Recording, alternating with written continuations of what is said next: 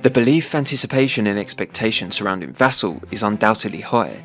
It's these very ingredients or conditions that form the perfect drivers for the inevitable success of an upgrade that hold such great significance. Major achievements almost always take place off the back of high expectations. But when you dream big and attempt major feats of innovation, you're always going to be faced with big challenges. Cardano is not immune to this. We've witnessed this firsthand with the delays experienced in recent weeks. Making changes to both the consensus protocol and programming language, whilst doing so with the addition of a number of DApps already deployed on mainnet, isn't easy, but in overcoming these challenges is where the true opportunity lies. Whilst it's been a long road with many twists and turns, the signs are now there that all the pieces are finally locking into place. Now on the verge of delivering the most significant upgrade in Cardano's history, the magnitude and effects of Vasil are going to be felt blockchain-wide, as it evolves into an entirely different beast. And as expected, we're going to be tracking all that unfolds every step of the way. Welcome back for today's instalment of Cardano Insights, where we track the all-important developments at the very pulse of Cardano and its ecosystem each weekday. So let's get straight into it. Now, as I always frame in my intros, Cardano Insights is all about tracking the development updates and ecosystem growth. So where else to start this week's instalments, other than Friday's mid-month update, with lots to digest and to be excited about, with many signs that the Vasil mainnet release is now only just around the corner. This episode really emphasised the importance of Cardano's methodical approach and demonstrated just how, when it comes to a major event like a hard fork, in IOG, we're in extremely capable and safe hands. So Nigel kicked us off with this vital update that confirms the preparation for mainnet are now in full swing. Since the release of the new node version 1.35.3, they've now kicked off all downstream component integration. This is significant as it means the process for integrating SPOs, exchanges and DApps currently deployed on mainnet has started, which is the final phase to ultimately trigger in the hard fork event that we're all highly anticipating. Interestingly, the delays we've experienced in the previous months and weeks have actually led to some great implementations that are going to further enhance the smoothness of the Vasil upgrade and future releases. The team at IOG have released a new pre-production environment, which is a copy of mainnet, to aid exchange integrations to be able to test in an almost live mainnet environment. While some may have felt that IOG have been a little quiet in recent weeks on the Vasil progress, it's clear it's been very much a heads down and all hands to the pump approach behind the scenes. As Nigel confirmed, the serialization library has been updated, which the majority of DApps need. The wallet backend has also been updated, which is critical for both exchanges and a number of DApps. Token registry is in the process of being updated, and the Cardano Foundation are now reviewing this, which should be complete in a matter of days. And Rosetta is also confirmed as updated, which is the key interface for exchanges so they can start their integration. So with all the downstream components now updated, this puts us in a position where we're now firmly on track to get through this up and coming hard fork, as and when the three major communities have successfully completed integration with the new node. During the testing process, when bugs are identified, they're categorized on a severity scale of 1 to 5. The key takeaway here, and most important part of the update, is as of now, there are no category 1 to 3 bugs outstanding. This is the critical factor when it comes to the decision making behind the readiness to hard fork. Although 2 previous dates were provided by IOG and subsequently delayed, they were just not prepared to put out a release with any severity 1 to 3 bugs, as they want the quality to be of the highest standard. This demonstrates the seriousness of Cardano and should go a long way in making the community confident that, like all prior hard forks, when it does occur, it's going to be a real smooth experience.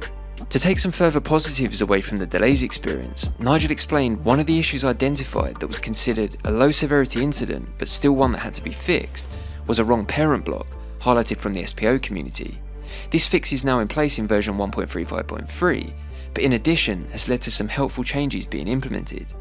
They're now able to understand what node version every person is running. This will enable more efficient tracking during the lead up to the mainnet release. This also led to a number of user experience improvements for the command line interface, critical for the DApp development community, which I think more info is going to be released about across future updates. So whilst delays can be frustrating, it's often the case that all the additional testing and hurdles faced spring up opportunity to make adjustments that further enhances the quality of delivery. So over the next few weeks, it's going to be very much integration focused with the 3 major communities involved. During this time, if no further category 1 to 3 bugs are found, then the Vasil hard fork would occur, which is music to my ears. I'll be sure to keep locked in and bring you all the updates as and when they unfold. So then we went to Kevin, who right from the off confirmed feeling pumped to get the Vasil upgrade released, highlighting how so many have been working tirelessly for months at IOG to get this delivered. Kevin confirmed the changes they want to make to the command line interface off the back of all the testing are important enhancements, but the good news is these changes can be rolled out safely at the right time and doesn't require a hard fork to implement, therefore shouldn't impact the release to mainnet. Kevin also confirmed under the hood there are many changes that, whilst they won't be apparent to the average user, will greatly improve the stability and performance of the node moving forward. One of the most important of these is the changes made to the consensus protocol, where they have moved from what they refer to as transitional preos to full preos mode. It's a technical change, but will lead to many code simplifications, which will aid maintainability and stability of the codebase moving forward. With the continued monitoring of all the performance and functionality aspects, the testing, benchmarking and release teams have been, in Kevin's words, on fire, identifying even the smallest issues, which have now been resolved. This has enabled the quality of this release to be of a significantly higher standard than where we were at with the previous node releases. Kevin also highlighted that whilst a lot of focus or excitement has been directed towards many of the functionality changes that are coming with Vasil, they think that many SPOs should also see some real good performance improvements, which they're going to tell us more about in the next update, so I guess we'll have to stay tuned for more information on this.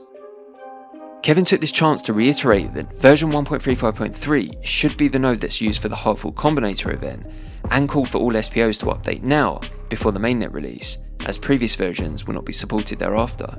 In addition, Kevin also confirmed that they were previously running on testnet. Now with the introduction of the pre-production environment, this will provide a clean environment to test node 1.35.3 ahead of the hard fork, and will be something that's continued to be rolled out with all future node releases. Along with the pre-production environment, they also have a new preview environment in the works that will be highly useful for SPOs and DApp developers to complete early stage testing of new features. So then Tim came back to Nigel with the all-important questioning surrounding the process involved for triggering the hard fork event. So as I understand, this is all going to be dependent on the acceptance criteria, which during this process has also been improved. What IOG are looking for is benchmarking against the 3 leading indicators which relate to the 3 vital communities involved in this process: SPOs, exchanges, and the DApp development community. For the SPOs, they're looking for the majority to be upgraded before the event, so that's around 75%. However, Nigel did mention of all the communities, the SPOs normally update real fast, so doesn't see any further delays in this respect. In terms of the exchanges, as we've discussed previously, sufficient liquidity is required to perform a hard fork. Approximately 25 of the largest exchanges who manage 80% of ADA liquidity will be required to move forward. Once they are updated, the green light will be given. This process is expected to commence this week since the node, Rosetta and wallet backend has now been updated. As we move forward, focus and collaboration with the top 10 DApps already deployed within the ecosystem will continue to ensure they've all updated well in advance of the hard fork event. So over the next few weeks, it's all hands to the pump, focusing on communications with the 3 major communities involved, supporting all of them with testing and integration, which really marks the final and most crucial stage of this process. As the readiness checklist or acceptance criteria is all met, the hard fork will trigger. Nigel confirmed he and the team are now extremely confident. Within the next few weeks, we'll get the green light and be ready to go. So I think we can all agree this update provided far more clarity on where we currently stand at this time, and the fact that we're now back in the stage of downstream component integration with the latest node release, without a definitive date being provided, seems as close as we've ever been in getting that green light that we've all been waiting for. Many positives need to also be taken from the delays experienced, not only for the fact that the quality of this release is going to be even higher, but also for the fact that it's introduced additional changes, tools and tweaks that will lead to a far more stable and maintainable codebase. Now, during the close of the development section, Tim reminded us that there'll be no month-end 360 update, so they'll be back in September. This may be pure speculation on my part, but it's likely the next update won't be a 360 style video, but a dedicated special to the Vasil event, which makes sense since it's the most complicated and significant update in Cardano's history. Watch this space, but we may be in for a nice surprise over the next 2 to 3 weeks that's going to make all the waiting and delays completely worth it.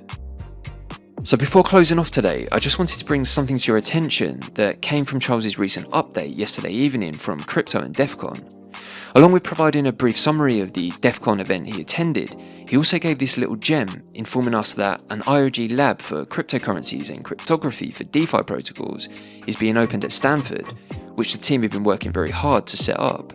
More information on this is going to be released at the end of the month, which is pretty exciting, and I'll definitely be tracking developments here real close. During the update, he also confirmed that another summit on input endorsers will take place on the back of the crypto conference. This will be the second of its kind, and the work being implemented here with respect to input endorsers is rapidly moving into being the final design. He seemed really excited for this, describing what they've achieved as remarkable and special, built around the unique things in Cardano like Mithril, EUTXO, and principle-based design. More news to be released on this very soon, so whilst we're excited for Vasil, don't forget we have so much more to look forward to in the coming months. Things are going to get real interesting in multiple directions. So that's it for today's instalment of Cardano Insights, as we keep track of the all-important developments and continue to spread those positive Cardano vibes. If you found value in the content, then please be sure to comment, share, like, and subscribe to the channel. Also, a quick shout out to whoever sent me this 69,420 Hosky. I randomly received this last week. I haven't yet attempted to trace its origins, and still trying to work out the significance of these numbers, but the donation was greatly received. We'll be back tomorrow with your daily roundup. Until then, thanks for watching, have a great day, and as always, keep it Cardano.